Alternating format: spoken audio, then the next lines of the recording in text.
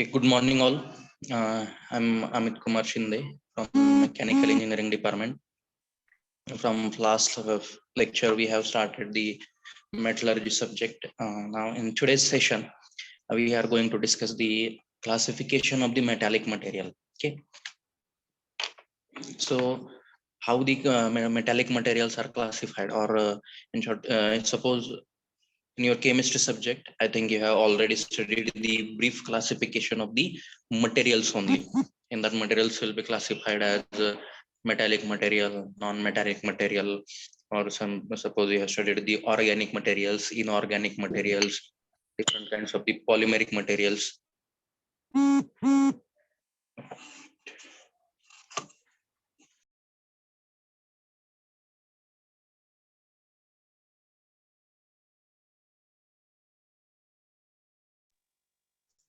Okay, now in today's session, we are going to discuss the brief classification of the metallic materials.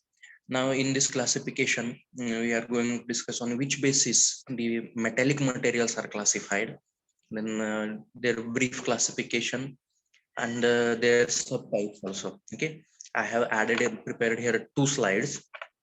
If it is not visible, you can zoom it on your screen itself. Okay, this is the brief classification of the metallic material. I have added it in the 2 slides. This alloy steel here is further classified separately. That's how I have added here separate slide for it. Okay, this question will be there for 6 to 7 marks. Okay, now in today's session, we are going to discuss this classification of the metallic materials. Broadly, metallic materials are classified in 2 types. Okay, ferrous materials and their alloys, and non-ferrous materials and their alloys. Now, on which basis this classification is done? If the basic metal or their base metal, parent metal, or solvent metal is ferrous. Okay, ferrous or iron. Ferrous means the iron. Then that will be categorized under ferrous materials and its alloys. Okay, base metal or parent metal is iron, then it will be termed as ferrous metal. Okay, ferrous metal and its alloys. Okay, under this category you are going to take that. Then in the non-ferrous materials and its alloys, if the base metal or parent metal is other than iron, suppose base metal is copper, or base metal is nickel, or base metal is aluminum, then it will be categorized under this non-ferrous materials and its alloys. Okay, now already I have explained the terms base metal or parent metal. The element which is present in the largest proportion in the particular material, that will be termed as base metal or parent metal. Base metal or parent metal, and other along elements which are present in this small quantity, they will be termed as solute elements or alloying elements. Okay, if the base metal or parent metal is iron, then that all materials will come under this category, ferrous materials and its alloys. And if the base metal is other than iron, it may be copper, it may be zinc, it may be nickel, magnesium, tin, lead, then they will be considered under the category of non-ferrous materials and their alloys.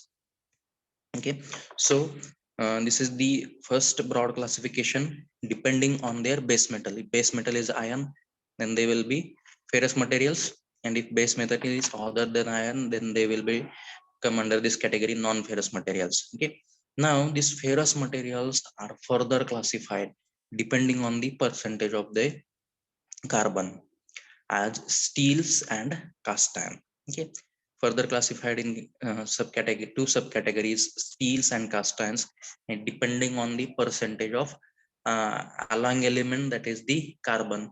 If percentage of alloying element of and that is carbon, other alloying elements may be there, but we have done this classification based on the percentage of the carbon. If percentage of carbon is less than 2%, then it will be considered as steel. Okay, then it will be considered as a steel. Ferrous materials with carbon percentage less than 2%, they will be termed as steels, and ferrous materials and their alloys with carbon percentage more than 2%, then they will be termed as cast irons. Then they will be termed as cast irons. Now further, these steels are classified depending on the percentage of carbon and other alloying elements present. Okay, depending on percentage of carbon, as well as here we are considering the percentage of other alloying elements present, and they are classified as a plain carbon steel and alloy steel. If there is no other alloying element is there, only iron and carbon is there, then it will be termed as a plain carbon steel. Okay, other alloying elements are absent or present in very small negligible amount, then that kind of steels will be termed as plain carbon steels. And if percentage of alloying element, carbon and other alloying elements are also present, and they are present in considerable amount, more than 1 or 2%, 1% or 2%, then that will be termed as alloy steels. Okay, these are steels with other alloying elements also, then that will be termed as alloy steels. And steels without any other alloying element, okay, only iron, these are alloys of iron and carbon only, that will be termed as plain carbon steels. And alloy steels will be alloys of iron, carbon and other alloying elements like chromium, iron, nickel, tin, like that other alloying elements may be there, then that will be termed as alloy steels. Okay, and then these plain carbon steels are further classified in three types depending on the percentage of carbon. Okay, steels we have classified depending on the percentage of uh, alloying elements. Okay, where alloying elements are not present, only iron and carbon is there, that will be termed as plain carbon steel. And where iron, carbon and other alloying elements are also present in considerable amount, that will be termed as alloy steels. And in plain carbon steels, only iron and carbon is there, then depending on the percentage of carbon, they are classified in these three subcategories. Okay, low carbon steel, medium carbon steel and high carbon steel. Okay, in low carbon steel, and we are having separate chapter on this here. Here for your information only, I will tell you the percentage. If you are not able to remember the percentage in this classification, it doesn't matter. But in case of only suppose they have asked you the classification of plain carbon steel, then you have to mention the percentage of carbon and their properties and applications also. Okay, so in low carbon steel, percentage of the carbon will be less than 0.3. Okay, in low carbon steel 0.3, in medium carbon steel 0.3 to 0.6% carbon, and in high carbon steel 0.6 to 2% carbon. In this way, depending on the percentage of the carbon, these plain carbon steels are classified in three types: low carbon steel, medium carbon steel and high carbon steel. Okay, for the alloy steel, I have added separate slide here. Brief classification is there. And before the going for next slide, I will explain the cast irons and classification of non-ferrous materials and their alloys. Okay, now these ferrous materials are classified depending on the percentage of carbon. If carbon is more than 2%, they will be considered as cast iron. And these cast irons are further classified in different types as white cast iron, gray cast iron, mottled cast iron, ductile cast iron, shield cast iron, malleable cast iron, and alloy cast iron. This classification is done on the basis of their microstructure. Okay, when you observe their microstructure under with the help of the microscope, you will find different phases. Okay, depending on that different phases only, these cast irons are classified in white cast iron, gray cast iron, mottled cast iron, ductile cast iron, shield cast iron, malleable cast iron, and alloy cast iron. Okay, this is the brief classification, and this classification is done on the basis of the microstructure of the cast iron or phases present in that particular cast irons. Okay, we are having the second chapter. In the second chapter, the steel and cast iron, we are going to discuss it in deep. That's why I'm telling you related to classification only. Okay, and so after this, This will all covered in the second chapter. Whole second chapter will be based on this ferrous materials and its alloys. And that we are going to cover all types of steels in brief, all types of cast irons in brief. Just here, just you have to write the summary of their classification. Okay. Then the non-ferrous materials and its alloys. Okay. Now these non-ferrous materials, if the base metal is other than the iron, then that materials will be termed as non-ferrous materials, and other their respective alloys will be there. Now, if these non-ferrous materials and alloys will be a number of types, but here I have highlighted few. Okay, if suppose the base metal is copper, then it will come considered as the copper and its alloy. If base metal is iron, aluminium, then it will be aluminium and its alloy. If base metal is magnesium, then it will be magnesium and its alloy. Like that, number of base metals other than iron, if base metal is there, then it will be considered as non-ferrous metal and its alloy. And these are a few examples: zinc and its alloy, nickel and its alloys, tin and its alloys, lead and its alloys, like that. Number of other non-ferrous materials will be there. For example purpose, I have taken these 5 6 others may be there. If base metal is other than iron, it will be considered under this category, non-ferrous materials and its alloys. These are some examples I have highlighted here. So this is the broad classification of metallic materials. Now we will move towards the alloy steels. Further alloy steels, these alloy steels are further classified. Okay, in this way these alloy steels are broadly classified. Now I will explain this one by one. Alloy steels are classified in three types: low alloy steels, medium alloy steels, and high alloy steels. Okay, depending on the percentage of the alloying element, okay, percentage of alloying element present. Okay, here iron will be base metal, then carbon and other alloying elements like tungsten, lead, tin, nickel, silicon, that will be considered as other alloying elements. Okay, elements which are present in small proportions, they will be considered as solute elements or alloying elements, and element present in the largest proportion will be your base metal. Your iron will be your base metal, and other will be considered as the alloying elements. And as it comes under the category of steel, it has carbon up to 2%. From 0.008 to 2%, it will vary within that range. And other alloying element except carbon, depending on their percentage togetherly, these alloy steels are classified as low alloy steel, medium alloy steel, and high alloy steel. Okay, if other alloying elements percentage is in the range 0 to 5%, then it will be considered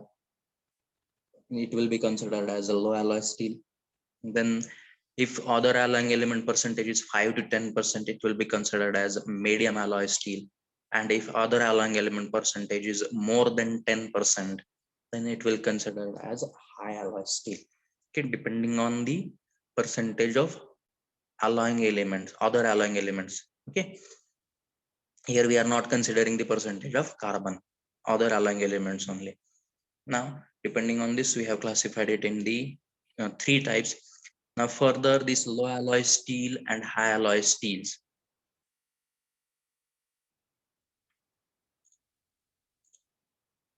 Okay, these are classified. Then low carbon, low alloy steels. Okay, now how this classification is done? Now here low alloy steel with carbon percentage. Okay, low alloy steel, other alloying elements will be up to 5%, and depending on carbon percentage, if carbon percentage, it will come under the low carbon steels and low alloys, and it will be considered as low carbon, low alloy steel. Then medium carbon, low alloy steel, high carbon, low alloy steel. How these are considered? These three types we have clubbed with low alloy. Okay, low carbon low alloy, medium carbon low alloy, and high carbon low alloy. In this way, these three types are there. Okay, then these medium alloy steels, it does not have any further classification. Now the high alloy steels are further classified as tool steels and stainless steel. Depending on their properties and their applications, these are classified under tool steels. Okay, depending on their applications. Generally, these tool steels, we are using them as a tool or using them to perform the particular manufacturing operation or processing operation. That's why these are categorized under these tool steel, depending on their properties and their application only or their use. And the next one is the stainless steel. This is one special type, depending on its characteristics. Okay, depending on its stainless characteristics. Okay, this name comes from stainless. Okay, it does not uh, get corroded under various conditions. That's why it is termed as stainless. Stainless means you cannot corrode it. It means loss of material will not be there. If you kept the steel in contact, continuously contact with the seawater, it does not get corroded or corrosion does not occur. Corrosion is simply the loss of material due to the surrounding or aqueous environment. Okay, that does not occur in this special category, and that's why it is termed as stainless steel. All these alloy steels we are going to consider one by one with their composition, properties, and applications in the second chapter itself. That is the study of ferrous materials and their alloys. Okay, but just in short way, I will explain now how these materials, on which basis this classification is done. Briefly, we are going to study all these in the second chapter only. Okay. Now, these tool steels, depending on their use and their application, these are further classified as cold worked tool steel, hot worked tool steel, then high speed tool steels, and special purpose tool steels. Okay, depending on their application only. These cold worked tool steels will be used for cold working operations. Okay, cold working operations. Then hot worked tool steels, these are used for hot working operations. Okay, hot working operations, like you can say that the extrusion, stamping, these are all the hot working operations. This is cold working tool steels which are used for cold working operations. It will be termed as cold worked tool steels which we are using for hot working operations. This will be termed as hot worked tool steel. Then these are high speed tool steels. Okay, depending on their application only. Then some depending on spatial use and spatial properties, and these remaining tool steels are classified under this special purpose tool steels. Okay, now these cold worked tool steels, depending on the hardening characteristics, are further classified in four types: water hardening tool steel, air hardening tool steel, then oil hardening tool steels, and high carbon, high chromium steels, depending on the hardening characteristics. This further classification is done. Then hot worked tool steels and high speed tool steels. These are further classified depending on the percentage of their alloying element, prominent alloying element, percentage of the prominent alloying element as chromium type, tungsten type, and molybdenum type. And high-speed tool steels are further classified in two types, depending on the percentage of their prominent alloying element as tungsten type and molybdenum type high-speed tool steels. And these special purpose tool steels are classified in S series, L series, F series, and P series, depending on their characteristics and composition and special applications.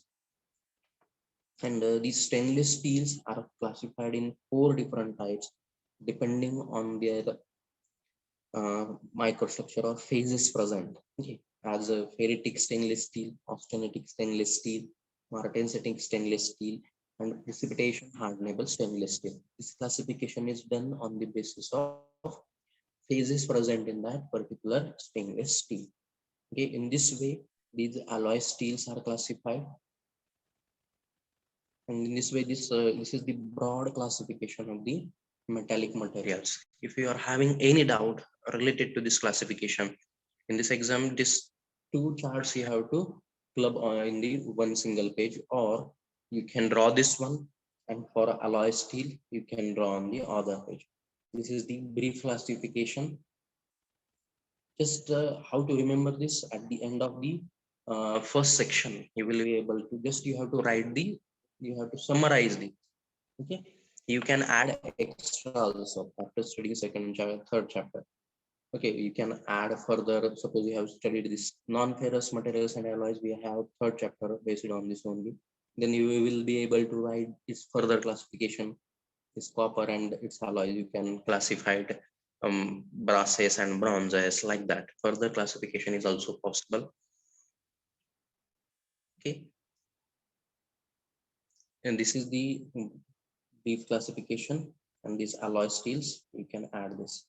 Okay, if you have any doubt, you can put that in the chat box. If you have any query related to this classification of the metallic material, you can ask me. I will wait for one or 2 minutes here for your questions.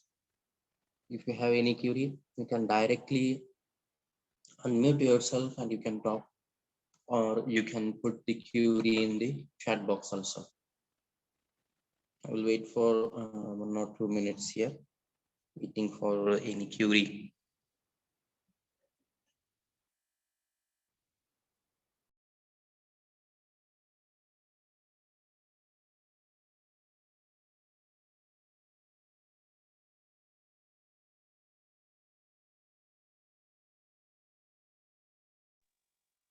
Okay. Whether you are having any doubt, if all points are clear, you can mention that in the chat box that all points are clear, so that I can move towards next point. Okay, whether I'm visible at that right corner of your screen, right top corner, please give me a reply. Okay. Yes, sir, visible. Okay, no problem.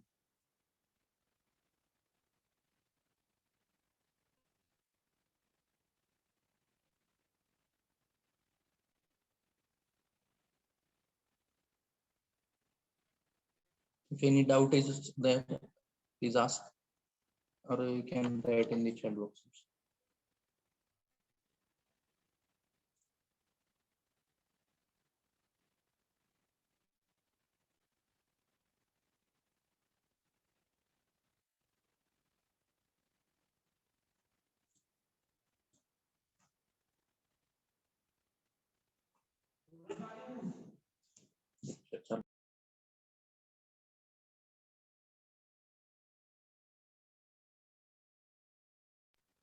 Okay, so we will move towards next point now. Okay, after completing this classification of the metallic material, the next point is the cooling curves. Okay, these cooling curves are very important as far as your equilibrium diagrams are concerned. The whichever equilibrium diagrams are there, okay, these are the cooling curves. Different types of cooling curves are there. Okay, I will show you. This is the how to plot the equilibrium diagram.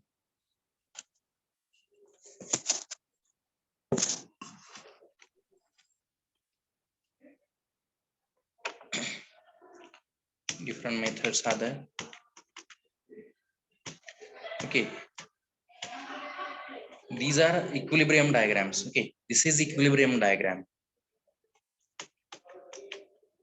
Okay, this is equilibrium diagram. I'm just telling you, I will explain it later, but just for your understanding, this is the equilibrium diagram. On an axis, the percentage of the alloying element or the composition will be there on x-axis, and temperature on the y-axis. Then what will be the effect of the temperature on various alloys with different compositions. Okay, what will be the effect of the temperature, how the microstructural or phase changes are there, that are plotted in this equilibrium diagram. And to plot this equilibrium diagram, okay, here we are, what we are plotting here, if suppose we have considered one alloy, suppose alloy of gold and copper is there, gold and copper. Okay, this is the gold and copper. If gold is present, copper is 6% and that 94% is the gold. Okay, then what will be the effect of increasing temperature on its phases? Okay, that is shown in this equilibrium diagram. And to get that, okay, what is the effect of temperature, what is the effect of temperature on the its increasing temperature, suppose at 200 degrees Celsius, uh, what will be the phase? Okay, what are the phases in that particular alloy? And at 500 degrees Celsius, what are the phases? At 800 degrees Celsius, what are the phases in that particular alloy? At 1000 degrees Celsius, what are the phases? When it will get transferred to the liquid state, or when it will get transferred from liquid state to the solid state, all this information you have to show that in the equilibrium diagram. And to plot this, the initial requirement is the cooling curve. Okay, so for plotting the equilibrium diagrams for different alloys, the initial requirement is the cooling curve. Okay, this is the how to plot the equilibrium diagram. Okay, initially these are the cooling curves. Initially we are plotting cooling curves, and these cooling curves we are transferring, just we are changing the parameters. Temperature will remain as it is. Okay, instead of taking the time, we are changing it to the composition. Okay, means just with the help of cooling curves only we are getting the equilibrium diagrams. That's why study of this cooling curve is very necessary. Now, okay, now the different cooling curves in your syllabus, four types of cooling curves are there. Just I will explain what is the meaning of cooling curve. Okay, this is one example. Cooling curve, it is suppose how it is plotted, I will explain it initially. Initially one metal or alloy is taken, suppose you have, it is in the solid state initially. Now suppose you have heated it, continuous heating you have provided, then that metal or alloy, after reaching the certain temperature, it will get transferred to the liquid state. Some pain change will occur after continuous heating at higher temperature ranges. That metal or alloy will get transferred from solid state to the liquid state. Now from that liquid state, now slowly we are cooling that alloy again to the its solid state. Okay, slowly we are cooling it from liquid state to the solid state. And while doing this cooling at each interval of time, suppose you are taking the particular after each temperature gap, suppose you are cooling it from 1000 degrees Celsius, then at 900 degrees Celsius you have checked the phases. Okay, which phases are there, and you have marked, suppose at 900 liquid phase is there, and at 800 again liquid is there, at 600 liquid plus solid, then that you have to mark. Means mm, suppose during this cooling operation, if you have marked the and you have plotted a curve by taking temperature as a function of time, then that curve will be termed as a cooling curve.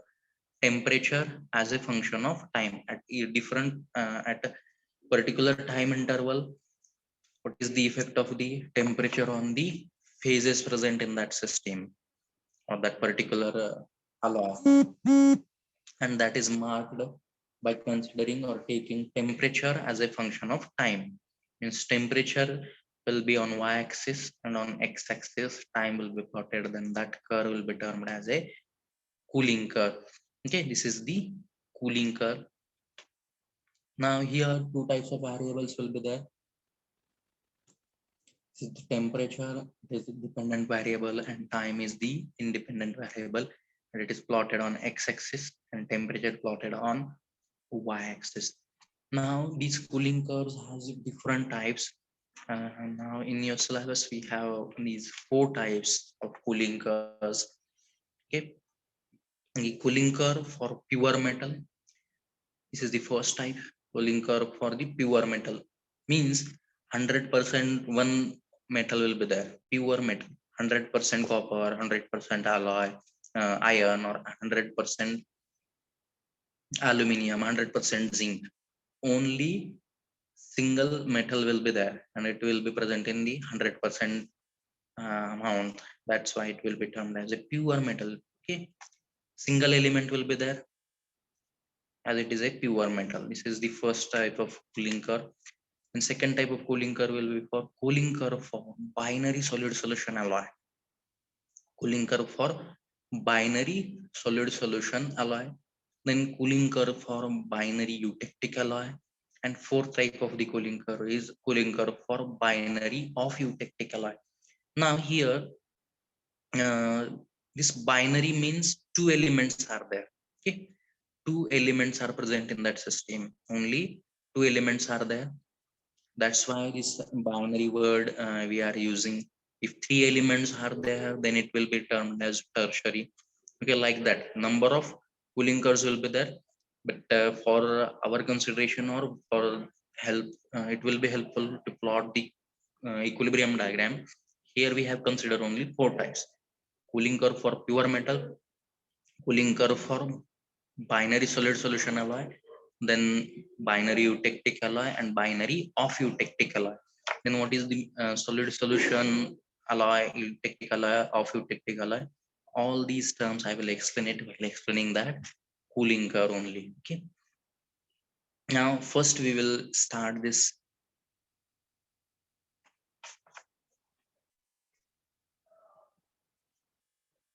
Okay, this is the one short definition for this cooling curve. Cooling curve is a graph of variation of temperature of a sample with time. Okay, variation of temperature of a sample with time as it is allowed to cool from the higher temperature ranges. Okay, related notes I will share you. I think I already uploaded it. Just I will share the study material sheet. So this is the cooling curve.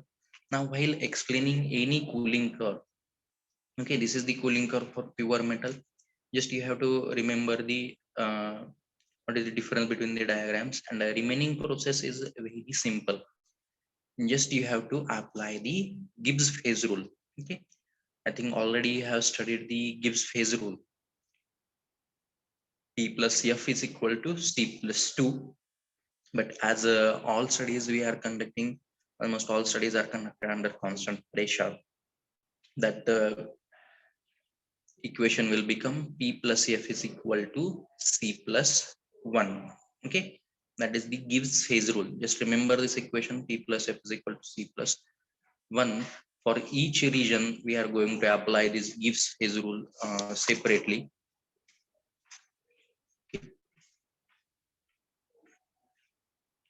Now please draw this diagram.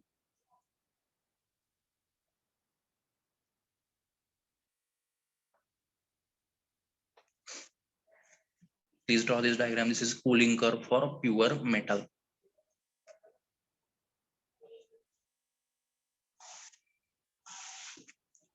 Okay, this is cooling curve for pure metal.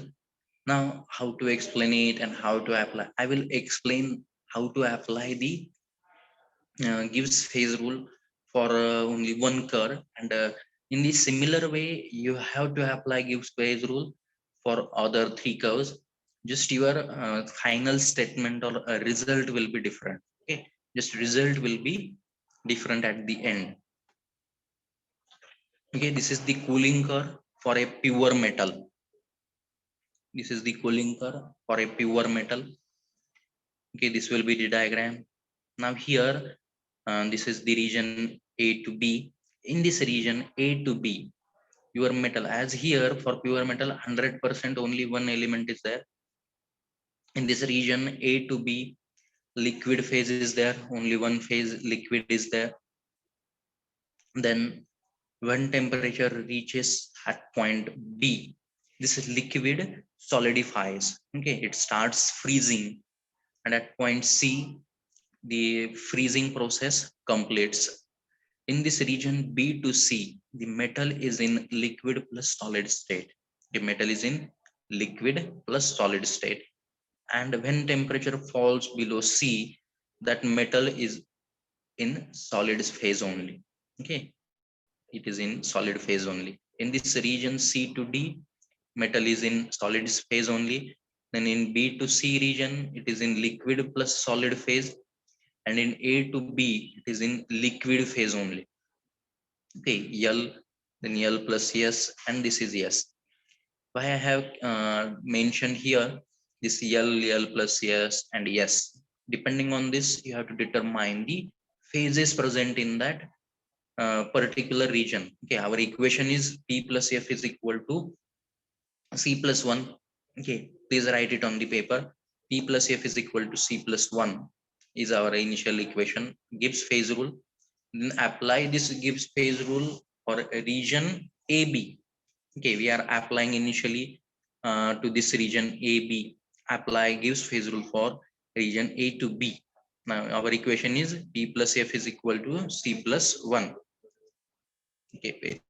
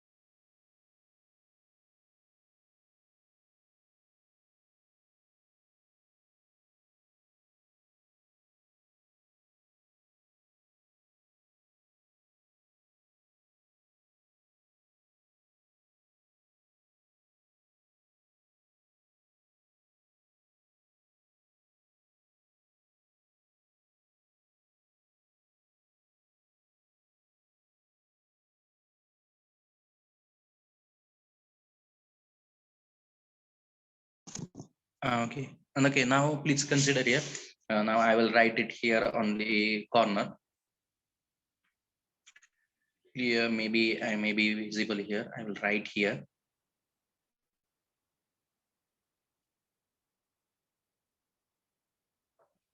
Okay, in the region AB. Okay, I will write it for region AB. In the equation P plus F is equal to C plus 1.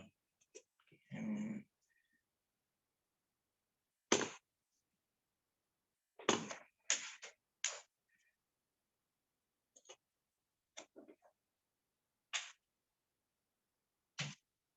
I think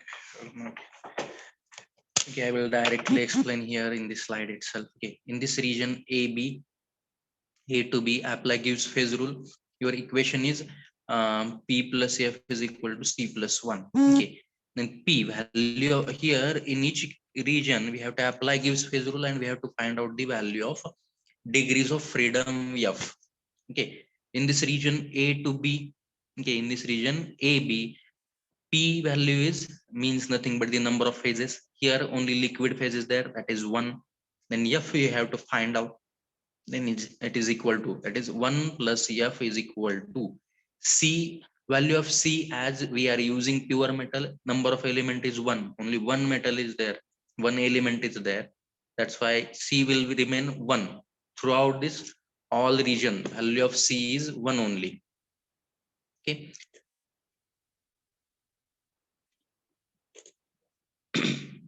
Then equation will be like this: P plus F is equal to C plus 1. It will become 1 plus F is equal to 1 plus 1.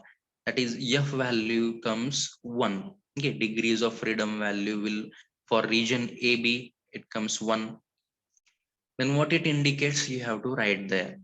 F is equal to 1 means in this region you can vary the parameter, one parameter, that is nothing but the temperature. As your composition is constant here, as pure metal is there, composition will be 100% pure metal. For example, 100% iron, 100% nickel, 100% copper, like that. Your composition will be constant means just you can vary the temperature here. That is, one parameter can be varied without changing the phase. Means if suppose in this region A to B, you change the temperature from this point up to this point, there will not be any change on the phases existing in the system. Means one parameter F equal to 1 indicates that you can vary the temperature without changing the phases present in the system. Okay, this and this system will be termed as univariant system. Okay, univariant system means you can vary one parameter, that is the temperature, without changing the phases in the system. Then in the same way, you have to apply Gibbs phase rule in this region B to C. In region B to C, you have to apply the Gibbs phase rule. Now in this region, first write the equation. Equation is P plus F is equal to C plus 1 in this region. Now value of P, here two phases are there. Your metal is in liquid plus solid, that is P is equal to 2. Then F you have to calculate. Then value of C is 1 and 1 is the constant, means F is equal to 0. In this region BC, degrees of freedom is equal to 0. What it indicates, degree of freedom 0 means you cannot vary any parameter, and your parameter is here only temperature, means you cannot change the temperature without changing the phases in existing in the system. If you change the temperature, phases will also change. Suppose you have increased the temperature above this point B, then your metal will get transferred to the liquid phase. If you decrease the temperature below this point C, then your metal will get transferred to the solid state. Means any change in the temperature, it will change the phases. That's why this F is equal to 0, and this system will be termed as non-variant system. Non-variant system means F is equal to 0.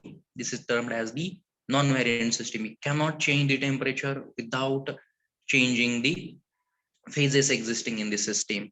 And here, if you observe this diagram, this point B and C, it is a constant temperature, means whichever metal is there, your pure metal, it solidifies at a constant temperature. It solidifies at a constant temperature, or it has a constant melting point also. Okay, that's why this is the reason why your pure metals are having constant melting point. It solidifies at a particular constant point, and how it is this is happening, that you have explained with the help of this Gibbs phase rule. Okay, then the next region is CD. Sorry, in the region CD, now apply the Gibbs phase rule in this region CD in the same way as you have applied in this region AB and BC. Sorry for disturbance. Okay, in this region now CD, you have to apply the Gibbs phase rule. Your Gibbs phase rule will be P plus F is equal to C plus 1. Here number of phases, only one phase is there in this region C to D, that is the solid phase. That's why P is equal to 1. Then F you have to find out. Then C is number of elements, and here number of elements is only 1. Number of elements are only 1 here. There as a pure metal is there. Then yeah, 1 is the constant. And then at the end you will get the F is equal to 1. Now what this F equal to 1 indicates, you can vary a single parameter without changing the phases existing in the system. And as you are having pure metal here, its composition is constant, then only one parameter is available, that is temperature. You can vary the temperature in this region C to D without changing the phase existing in the system. Okay, means whatever may be temperature in this region CD, only solid phase will be there. Okay, in this way, for all regions, you have to apply the Gibbs phase rule. You have to find out the number of degrees of freedom in that system, and depending on the value of degrees of freedom, you have to determine which type of system it is. For example, if F is 0, it is non-variant system. If F is equal to 1, it is invariant system. Then if F is equal to 2, it is bivariant system. Means it indicates that that number of parameters you can vary without changing the existing phases in the system. Okay, then this is for then we will move towards the next type of the cooling curve for binary solid solution alloy.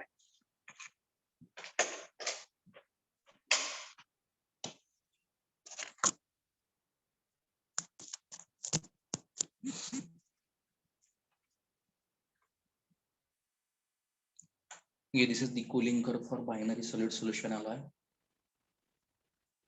This is the second type. Binary indicates that this is an alloy having two elements. Binary means two.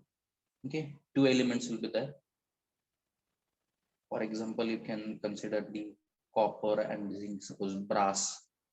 Okay, brass alloy is there, then copper and zinc, two elements will be there. Okay, remaining three curves: binary solid solution alloy, binary eutectic alloy, and binary off eutectic alloys. Just you have to draw the diagram. Initially, you have to draw the diagram. And for each region separately, you have to apply the Gibbs phase rule. You have to calculate the number of degrees of freedom. Then depending on that value, you will be able to decide how many parameters you can vary in that particular region without changing the phases in that particular system.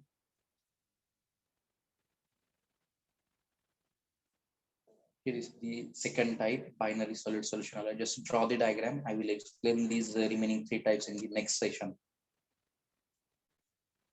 Please draw the diagram and try to apply the Gibbs phase rule and find out the values of degrees of freedom.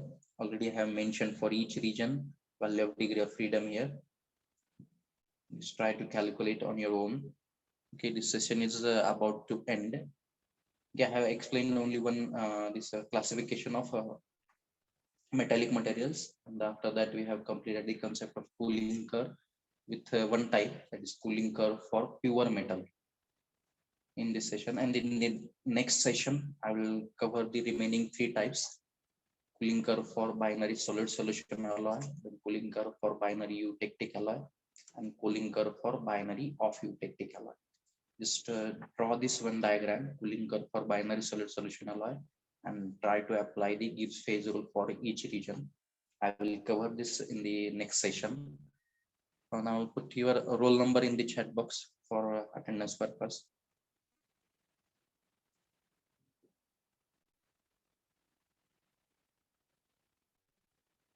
Okay, all are requested to put your roll number in the chat box for the attendance purpose.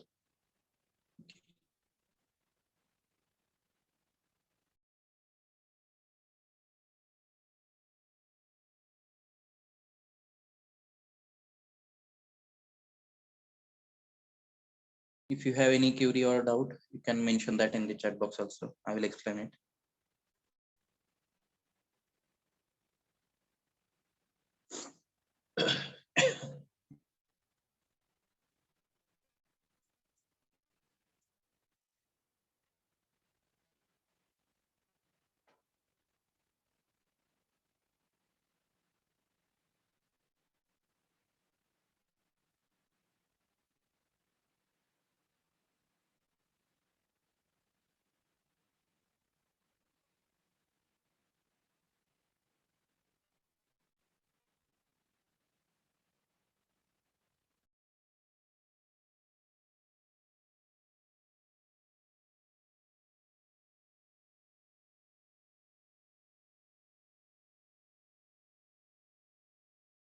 Okay, I think 42 students are present in the meeting. Only 36 students have entered their roll number.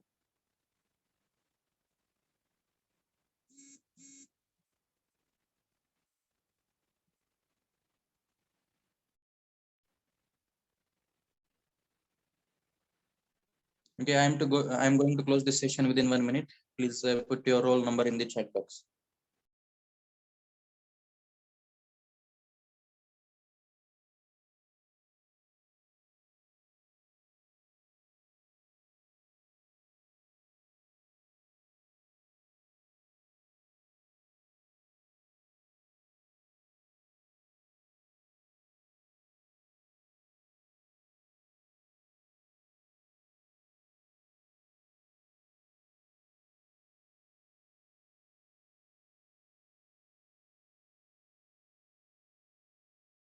Okay, thank you for attending this session. You can continue with your next session. Yes, sir.